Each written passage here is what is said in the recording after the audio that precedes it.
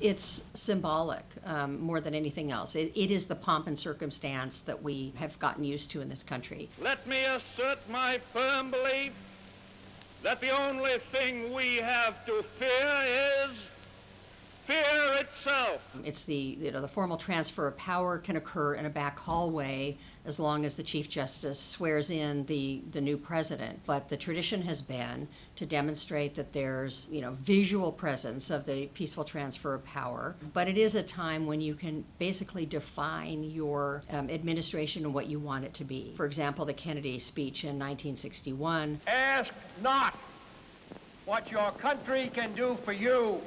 Ask what you can do for your country. Essentially turning the page toward a new America that was represented by him. That was the format to be able to say, this is what we're all about now.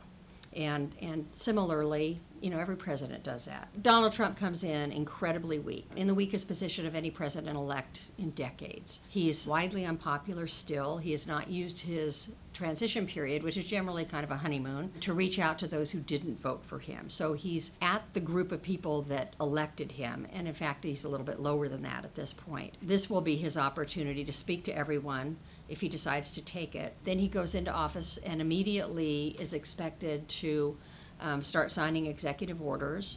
It's not clear at this point how many of the really big ones will be Friday as opposed to Monday. Some of that is stuff that presidents always do that basically sets up their administration. But he may do something on immigration or on any of the other issues that he's talked about that sort of tries to say to people, I'm in charge now and I'm acting. But Monday is expected to be a very big day full of the kinds of executive orders that he can put out on the issues he cares about. The one thing we did learn absolutely in the campaign for president was that you don't really ever know what Donald Trump's going to do. I suspect that he will try to come out forcefully on some of the issues that he has talked about constantly in the campaign. Obamacare, its repeal and replacement, immigration, building the wall. The question in Washington always is, can you get Congress, which is essential to the process, to get on board with the kind of speed you want, or is the president going to be operating on their timetable?